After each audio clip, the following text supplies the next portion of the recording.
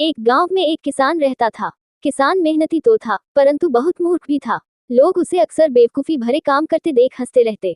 खेत में काम करते समय वह कई बार ऐसी गलतियां करता जिससे उसकी मेहनत भी बेकार चली जाती।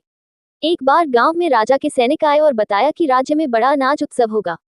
सभी किसानों को सबसे अच्छा अनाज लेकर राजधानी जाना है। किसान बड़ा खुश हुआ। उसने सोचा, अब की बार अगर मेरा अनाज राजा को पसंद आ गया तो मैं अमीर बन जाऊंगा। परंतु उसकी समस्या ये थी कि उसे समझ नहीं थी कि अनाज को कैसे सहेजा और प्रस्तुत किया जाए। वह बिना सोचे समझे अपना सबसे गीला गेहूं बोरी में भर लाया। गांव के लोग हंसने लगे, अरे मूर्ख, इतना गीला अनाज कौन राजा को देगा, ये तो सड़ जाएगा। किसान मायूस होकर घर आया और अपनी बेटी से कहा, बेटी, लोग कहते हैं कि मैं मूर्ख हूँ, मुझे समझ नहीं आता कि क्या करूँ।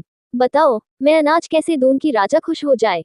बेटी बड़ी समझदार थी। उसने मुस्कुराकर कहा, पिताजी, राजा केवल अनाज ही नहीं देखेगा, बल्कि देखेगा कि किस किसान में ईमानदारी और चतुराई है।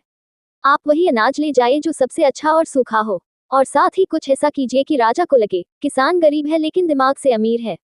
किसान को बेटी की बात समझ नहीं आई, पर उसने कहा, तुम जैसा कहो वैसा ही करूंगा। बेटी ने अनाज की बोरियों को अच्छे से सुखवाया, साफ किया और उनमें फूल पत्तियों की सजावट की। फिर एक छोटी थाली में सोने जैसी चमकती हुई गेहूं की दाने सजाकर रख दिए। अगले दिन किसान राजधानी पहुंचा। वहां सैकड़ों किसान अपने अनाज लेकर आए थे। कोई बड़े बड़े बैलगाड़ियों से अनाज लाया था, कोई रंगीन पोटलियों में। राजा सबका अनाज देख रहा था। जब किसान की बारी आई तो उसने थाली राजा के सामने रखी। राजा ने देखा कि गेहूं के दाने एकदम चमक रहे हैं, मानो सोना हो।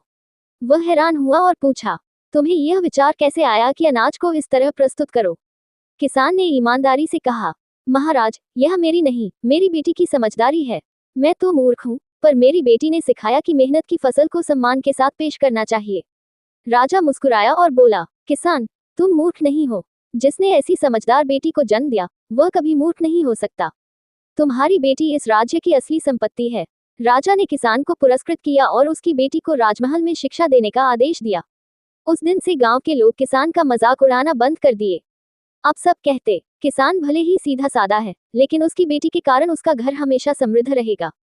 कहानी से सीख, मूर्खता इंसान में रह सकती है, पर सही मार्गदर्शन और समझदारी हर गलती को सफलता में बदल सकती है। हमारे चैनल को लाइक शेयर सब्सक्राइब जरूर करें। धन्यवाद।